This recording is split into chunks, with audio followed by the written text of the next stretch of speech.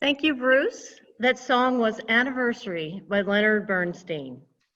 Good morning, and welcome to the Treasure Coast Unitarian Universalist virtual Sunday service. My name is Regina Wood, and I'll be your worship associate. We are happy to have our new old minister, Bob MacDonald, with us today. And we want to give a big thanks to all those who help with the service, and that is Bruce Ruby, who is our music director, Ken Texeira, our Zen Zoom host, Janet Grote, and Karina Polona, who are here in case we need technical assistance. So we're happy to have all these people helping us with the service. Ken will mute everybody to avoid any noise in the background, so please stay muted during the service. We are a welcoming congregation. We welcome people of all gender identities, races, ages, and backgrounds. Thank you for being with us today. We hope our virtual Sunday services are helping members and friends to feel connected to TCUU. We are holding Zoom services every Sunday at 11 a.m., and we hope you'll continue to join us. Announcements are in our Friday online newsletter. To be put on the mailing list or to find out more about TCUU, go to our website at tcuuc.org or visit our Facebook page. And one important thing is in the Friday newsletter, they will have a link to the following Sunday's service. So that's something important to keep in mind. And I think Janet is also sending out a notice. So that's how you get to the service. Now we'll start by having the chalice lighting, and Bob will light the chalice for us.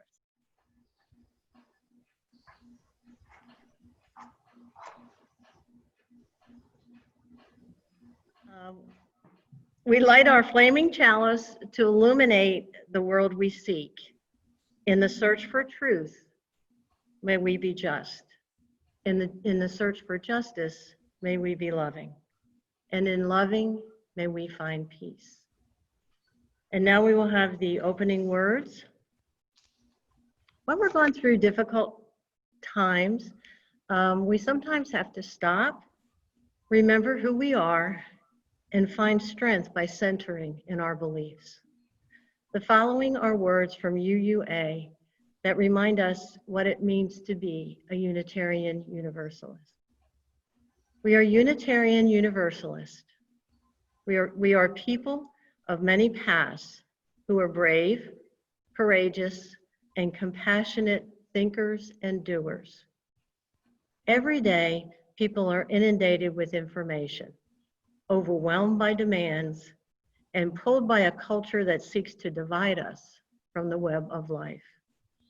Unitarian Universalism reconnects, bringing people together with meaning and inspiration. We are a house without walls, a congregation without spiritual limits, and a movement that calls you to put more faith in yourself, your community, and your beliefs. We are a people of many generations, ethnicities, genders, sexualities, and spiritual backgrounds. People engaged in making the world a better place. People focusing on what really matters: love, justice, integrity, and hope.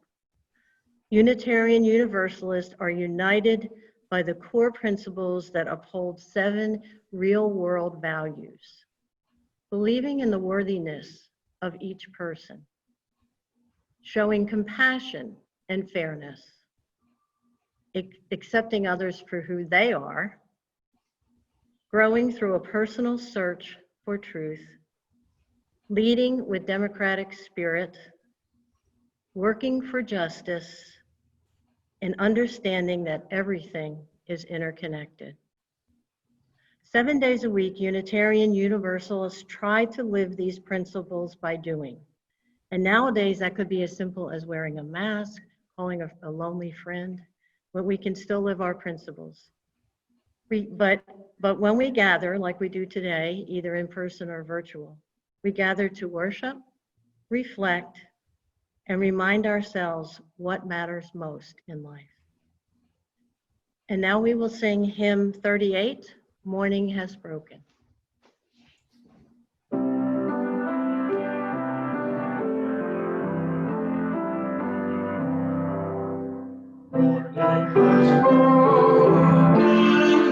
Like the first morning, that bird has flown, like the first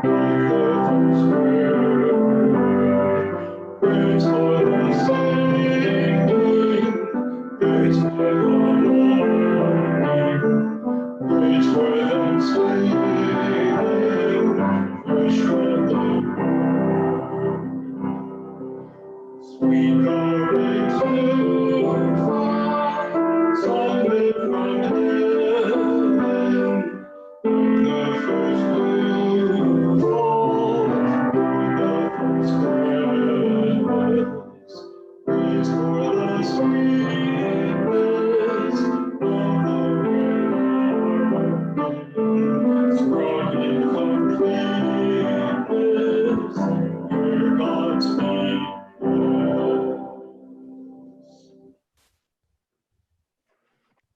Now we will do our affirmation, saying the first verse and singing the second. Love is the spirit of this church, and service is its law. This is our great covenant, to dwell together in peace, to seek the truth in love, and to help one another.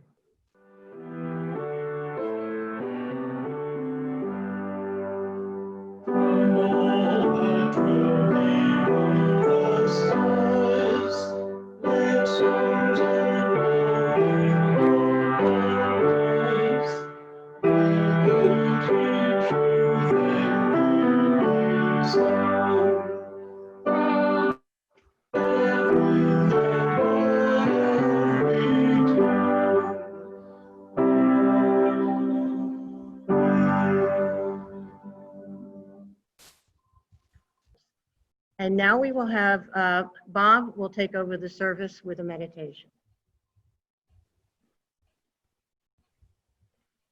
This doesn't rise to the level of joy or sorrow, but our chalice is being assisted by a candle. The flame didn't seem to make it this morning, and we'll work on it. When I need to reach deeply to find resources, I often go to this reading that many of you who have known me for a while have heard before. It's Bertrand Russell's prologue to his autobiography, What I Have Lived For. It's 100 years old. It's somewhat patriarchal, but it's still profound. It's the profoundest statement I know of what it means to be human. Russell.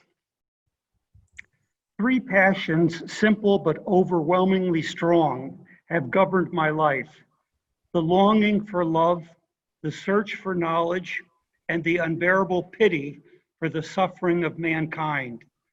These passions, like great winds, have blown me hither and thither in a wayward course over a deep ocean of anguish, reaching to the very verge of despair. I have sought love first because it brings ecstasy, ecstasy so great that I would often have sacrificed all the rest of life for a few hours of this joy. I have sought it next because it relieves loneliness, that terrible loneliness in which one shivering consciousness looks over the rim of the world into the cold, unfathomable, lifeless abyss. I have sought it finally because in the union of love, I have seen in a mystic miniature the prefiguring vision of the heavens that saints and poets have imagined. This is what I sought, and though it might seem too good for human life, this is what at last I have found. With equal passion, I have sought knowledge. I have wished to understand the hearts of men. I have wished to know why the stars shine, and I have tried to apprehend the Pythagorean power by which number holds sway above the flux. A little of this, but not much, I have achieved. Love and knowledge, so far as they were possible, led upwards toward the heavens, but always pity brought me back to earth. Echoes of cries of pain reverberate in my heart. Children in famine, victims tortured by oppressors, helpless old people, a hated burden to their sons, and the whole world of loneliness, poverty, and pain make a mockery of what human life should be. I long to alleviate the evil, but I cannot, and I too suffer. This has been my life. I have found it worth living and would gladly live it again if the chance were offered me. Bertrand Russell. And now Ken found a wonderful choral offering from UUGA, and that choral offering will be with us right now. Thank you, Ken. For each child that's born, a morning star rises and sings to the universe who we are. For each child that's born, a morning star rises and sings to the universe who we are. Oh, for each child that's born, a morning star rises and sings to the universe who we are. Oh, for each child that's born, a morning star rises and sings to the universe who we are. We are our grandmother's prayers, and we are our grandfather's dreamings, and we are the breath of our ancestors. We are the Spirit of God. We are mothers of courage, fathers of time, daughters of dust, and the sons of great visions. We're sisters of mercy, brothers of love, lovers of life, and the builders of nations. We're seekers of truth, keepers of faith, makers of peace, and the wisdom of ages. We are our grandmother's prayers. We are our grandfather's dreamings, and we are the breath of our ancestors. We are the Spirit of God. We are mothers of courage, fathers of time, daughters of dust, and the sons of great visions. We're sisters of mercy, brothers of love, lovers of life, and the builders of nations. We're seekers of truth and keepers of faith. We are makers of peace and the wisdom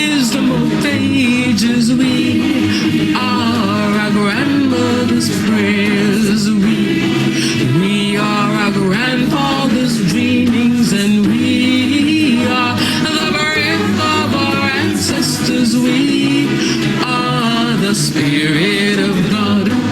We are our grandmother's prayers, and we are our grandfather's dreamings. We are the breath of our ancestors. We are the Spirit of God. For each child that's born, a morning star rises and sings to the universe who we are. For each child that's born, a morning star rises and sings to the universe who we are. We are one.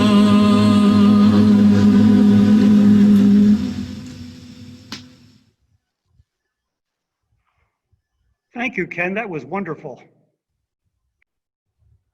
I have been doing this Sunday morning sermons, 15 to 20 minutes of motivational speaking for almost 60 years. After high school and before college, my downtown Troy, New York church invited me to do a summer series in their chapel to give me practice. Then I worked through college with 3 little churches each weekend in West Virginia and 1 in Connecticut during divinity school. So almost 60 years, the sermons have come from some part inspiration, some part perspiration, and occasionally good part desperation. 15 minutes because my wonderful high school homeroom teacher, Miss Kavanaugh, a very devout Catholic, told me as I left, "Remember, Bob, no souls are saved after 15 minutes." More than once, I have thought, Bob, with that much practice, shouldn't you be better at it? Almost always through those decades of sermons, I have spent some time after each one dwelling on what I should have said or could have said differently or better. So I have to go on practicing. I felt that way royally last week, but I just couldn't bring myself to begin here dwelling on what an awful situation we find ourselves in as a country, as a state, keeping us from being the faith community we have been, we are, and we want to be, and need to be. And for me, compounded by being over my head technologically. I'm deeply grateful for the help of our tech team, for their expertise and patience. I hope you are good for a couple more decades of practice. What I wish I had said, well, since I like to question, how can we help each other get through this when much of the world is getting better, but our part of the world is not getting better? What can we do except practice safety as much as possible? Masks, distance, home, and do that for however long it takes. We just have to keep trying in every way we can to lift each other up and to encourage each other to hold on and find ways to tell each other how. As Viktor Frankl wrote, when you can't change an awful situation around you, you go inside and see what about you can change.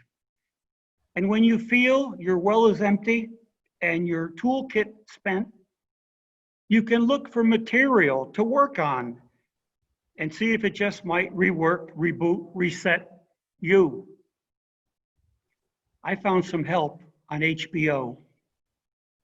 A couple of months ago, I began noticing the commercial for an HBO series titled, "This Much I Know Is True."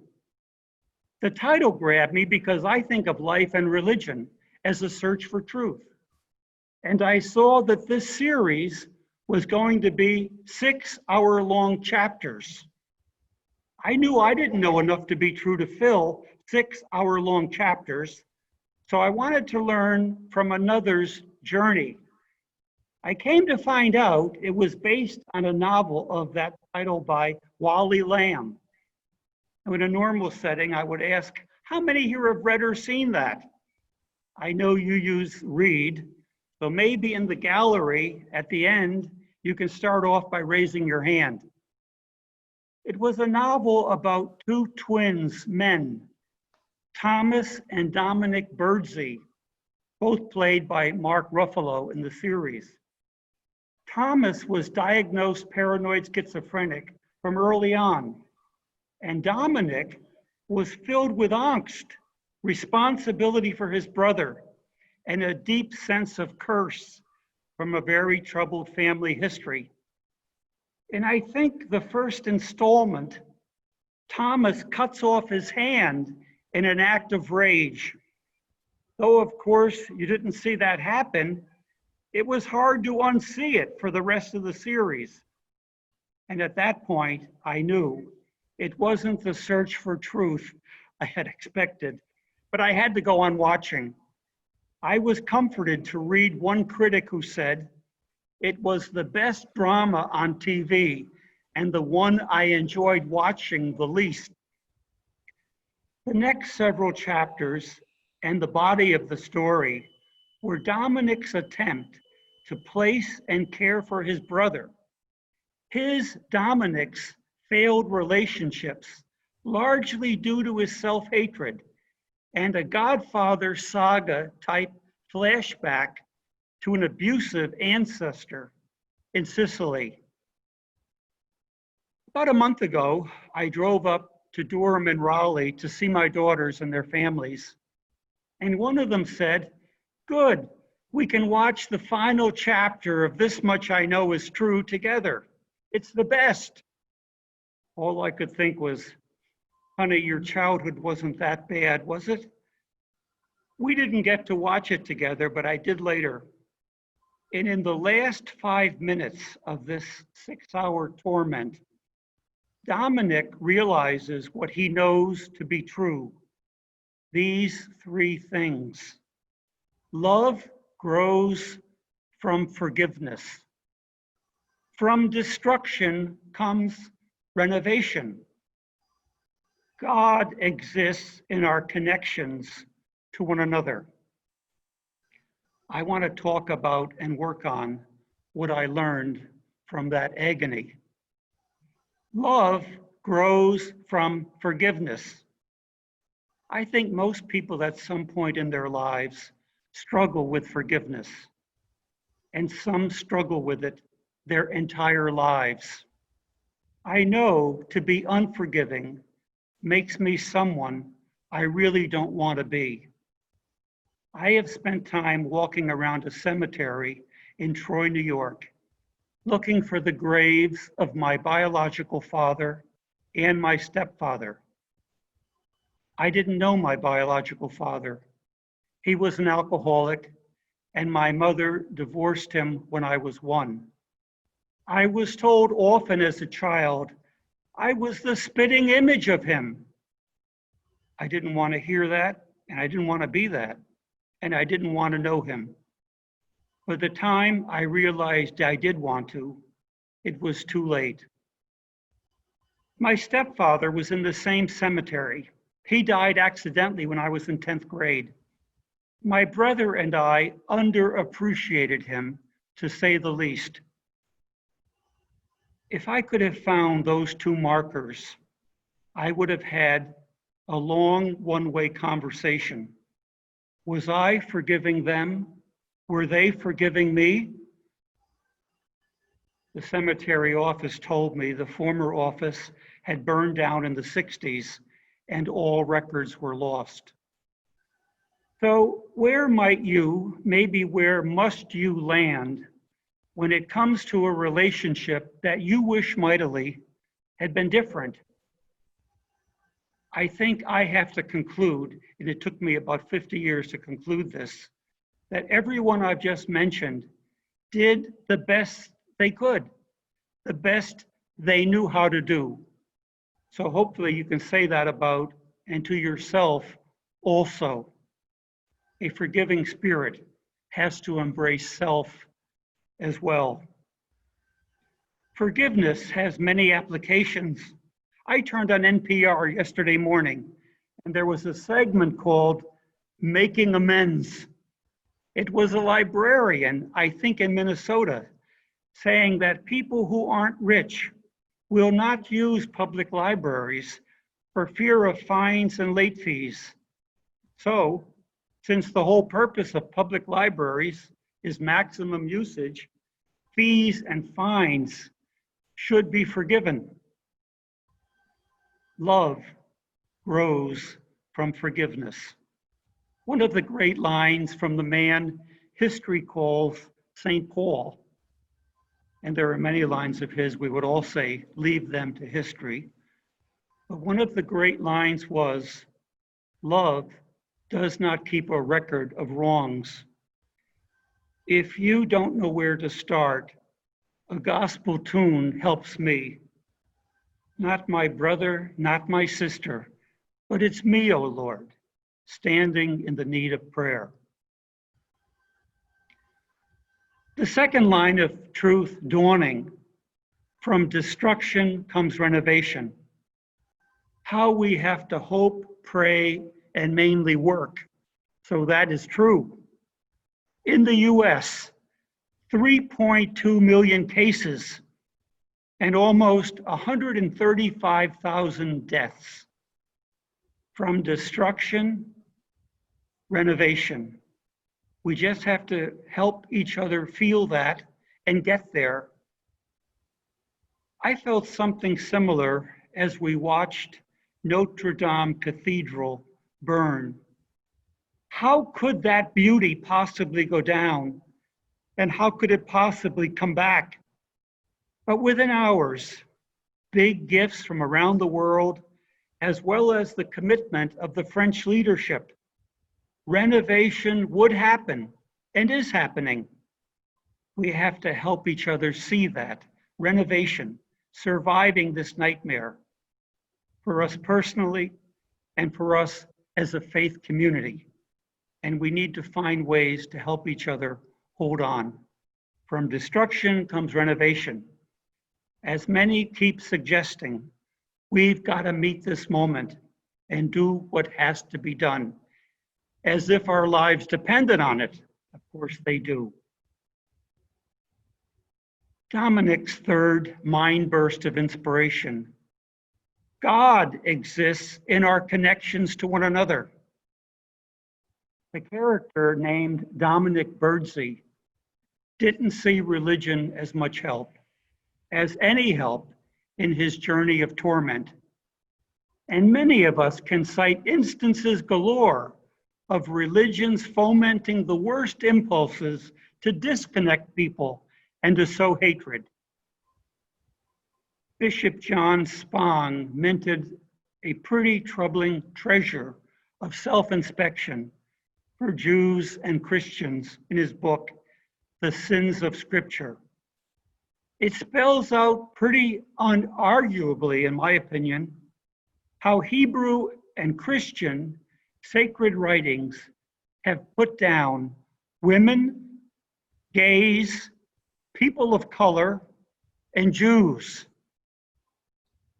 If you love that scripture as I do, it's heartbreaking to hear people fling what is clearly a historical primitivism and ahistorical short-sightedness as if it's sacred writ to apply to all time. Now, one line in Leviticus clinches that for me. Children who curse their parents shall be put to death. Now, that punishment is suggested many times. You don't hear that in church, certainly not on Mother's Day or Father's Day. It's history. Leave it there. Spong's book is about owning that history and evolving.